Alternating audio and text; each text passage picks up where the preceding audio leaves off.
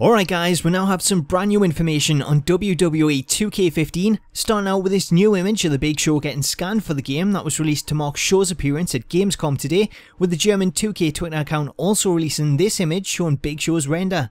Meanwhile, on the subject of renders, WWE.com have updated their background to promote the new Supercard game which I mentioned earlier, and the background shows off the first look at Daniel Bryan's render for 2K15. Also, if you want to try the new Supercard game, which is available right now for free on Apple, Android and Amazon devices, I'll put a link to it in the video description. Getting back to 2K15, there was another video leaked from Gamescom this morning that features John Cena taking on Randy Orton, which again I'll link you to in the video description as I'm not allowed to post it, but the video does confirm a few new things. First off, before we get the entrances, we get a shot of the selection screen, which features 92 slots for superstars and 4 bigger slots on the top, 3 of which appear to be custom superstars, downloaded superstars and divas, with the 4th box appearing to be black, but the same thing happened last year with the black box and that turned out to be managers, so chances are it's the same this year, unless it's a separate NXT section. Moving on to the entrances, and in Cena's entrance you'll notice the crowd start jumping up and down in reaction to his music playing,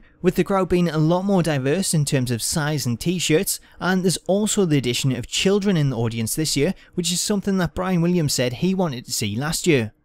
As for Cena, he has a brand new entrance in which he speaks to the camera guy at the top of the stage just like he does on TV, with Cena sporting his green Never Give Up shirt and Titantrons. As for Orton, like I said yesterday, he does have an updated entrance, but the animation itself is pretty much the same as in 2K14, at least in this build, although you will notice that there's a lot more animation in his face and the movement of his arms and hands. As we get into the match, again you'll see the new dark-haired ref call for the bell, with the crowd at ringside actually leaning on the barricade and the children more visible, some of which you'll see wearing Rey Mysterio masks in a separate leaked screenshot. Also shown in this gameplay is the same right thumbstick icon that was seen in the first video, except this time we see the player use it, Orton crawls to the ropes and then uses them to pull himself back to his feet, which is really cool to watch, and it makes me wonder what it's like for last man standing matches and if there's various animations like it the more that you tire. Aside from that, also visible in the footage when the camera changes during one of the moves, you can now see we have Justin Roberts and the Timekeeper sitting at ringside during matches in the area where the 2 empty steel chairs are in 2K14.